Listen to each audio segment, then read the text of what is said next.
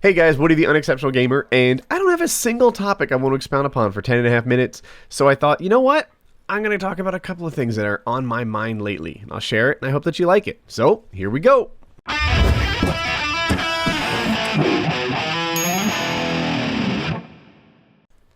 So, one of the things that's on the front of my mind lately is Colin's progress. Colin has been amazing lately. And, you guys know if you've been watching the channel for a long time that sometimes he's crushing it and sometimes he's sort of standing still. Lately, he's been crushing it. There was a moment last night in survival games. It's also known as Hunger Games. I was playing Minecraft with him.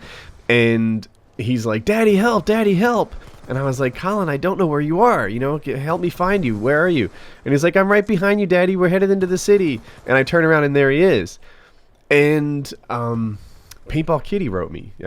Some of you guys probably know her, but let me see. I want to get it right. She says, "I watched a bit of the stream tonight. And I know you're probably busy, but when I heard Colin say, 'I'm right behind you, Daddy. Wait for me.'" He's over there. You heard him sneeze. "My heart melted. His speech has come so far." And I was like, wow, did that really, did that catch people's attention as something that's, unusual? And then another friend of mine, Joe Lozon, he texted me. He's like, Colin's talking so much better. I know it was short, but still. And I'm like, wow, people are really noticing. I think for me, because I hear him talk every day, I can tell that he's doing better, but it's not like, the differences are not like they don't jump out at me, right? In the same way that like probably you and you know how you get taller and for you it's like, yeah, I'm getting bigger, but whatever. And then you see family that you don't see all the time and all of a sudden it's like this night and day. Oh my God, Joey's grown up so big. That I think that same effect happens with Colin and me and his speech in that, he's getting better and he's in this rapid improvement and things are awesome. But it almost takes other people to remind me how well things are going for him and how it's, he's in this period of super growth and it's so exciting. Gosh, something about parenthood is weird. I feel like parents are more attached to their kids than kids are to their parents. At least that's I feel like a bad son saying this, but it comes more naturally to really, really, really focus on your kids, to really want the best for them, to really whereas parents are just kind of there, right? They're your providers. I don't want to call them servants. It sounds like I took advantage of them, but they've just always been there since before you were born. They don't age. They don't have feelings. They just, exist to help you succeed. And, kids on the other hand, you are building them and crafting them and working on them all the time. They are your life's mission, whereas your parents aren't really your life's mission. Anyway, so there's this disconnect, and then I feel like parents, at least good ones, are mega focused on kids, whereas kids are only kind of focused on parents. That's happening, but yeah, Colin's been crushing it lately, and I proudly feel like some of it is to my credit, at least a little bit.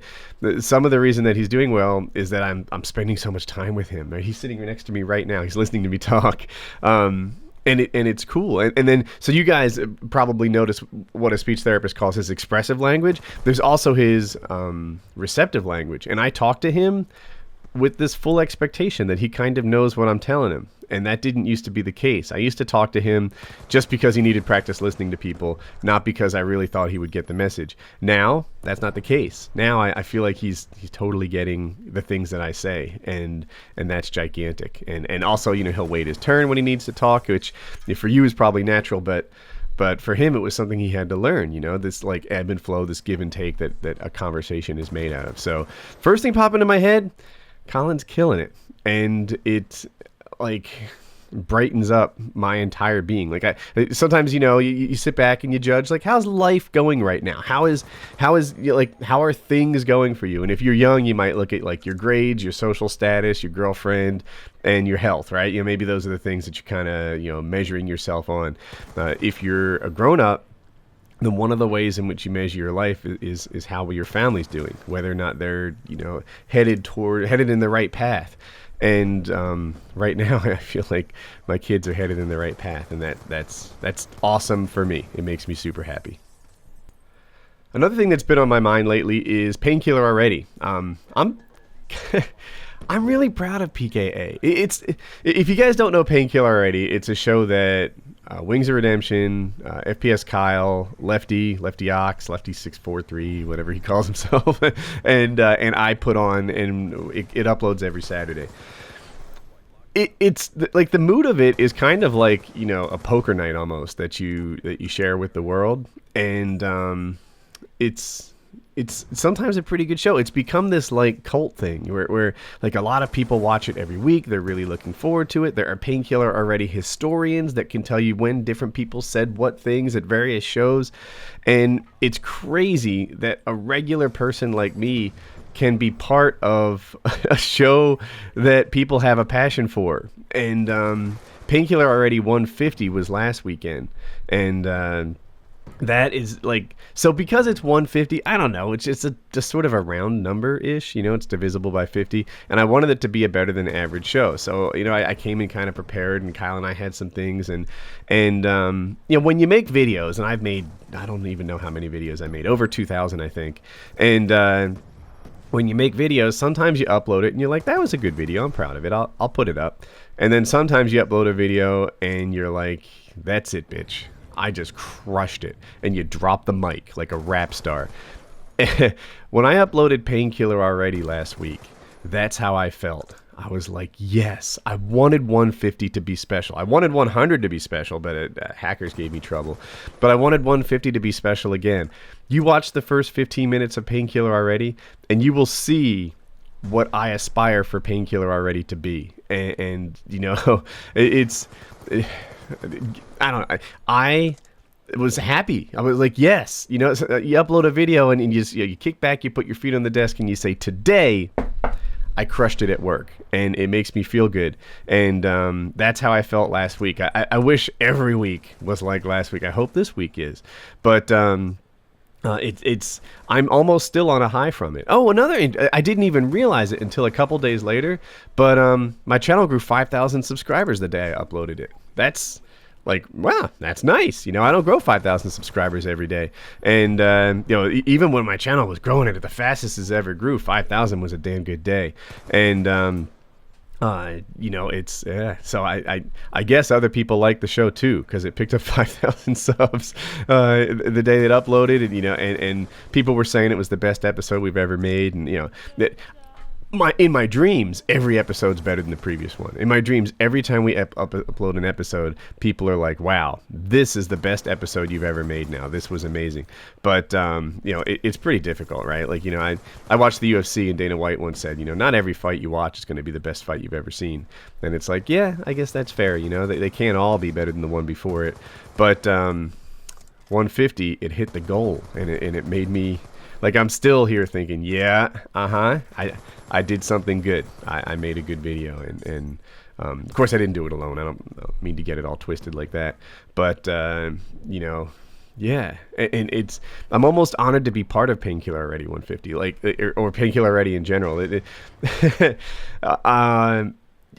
guess because I have a YouTube channel with 1 million subs, there's some people who see me as a regular guy, and there's some people who see me as something different than just a regular guy, and I always, but you have this sense of self, right? Like, you didn't change. It also happens with aging, like everyone else sees you as this grown up, this older guy, who's someone who has responsibilities. But me, I'm still the same jackass I was in my head that I was when I was like, 18 or 20 or whatever. And so your sense of self just kind of stays where it was, even if your situation changes. And so yeah, being part of Painkiller Already for just like a regular dude like I am, it's like, how did this happen, and how did I get so lucky? So those are the kind of thoughts I have sometimes. Anyway, PKA 150 was amazingly good, and I'm, I guess, excited or proud, or like, I feel like I actually am a part of that show. Like, I'm a key part of the show, and it's really good. And I did something good at work, and I like that. I like that. I'm still on a high because we made a really good show last week, and hopefully this week's is as good as last one. If it is, I'll take that every week. The third topic on my head is next gen gaming. Like, I wonder if I'm alone in these thoughts, but lately I've kind of been feeling like I just don't know that I'm excited about what's coming our way. Like I feel like, you know, the Xbox One and the PS4 are coming out, and that's awesome, and I'm getting both. But like, is it that groundbreaking? You do a lot of PC gaming, and I don't mean to be all PC elitist, but you do a lot of that, and suddenly, like the new consoles seem less interesting than they would be if I had never done any PC stuff. You know, and God, I hate PC gaming elitists, and I think I sound like one right now. But I don't know. And then the game's coming out, like, so, you know, Call of Duty's coming out. That's nice, I guess. Titanfall's not coming out until spring. Destiny, which I'm pretty excited about, is, I think, sometime in 2014. I don't know exactly. It's just like there's not a lot of stuff coming out in November this Christmas season that I'm completely excited about, like I'm used to for a Christmas season. And that's where I'll ask you, what are you psyched for this Christmas season? Like, what is it that's coming out in 2013 that you can't wait to get your hands on? So let me know that, and have a good day.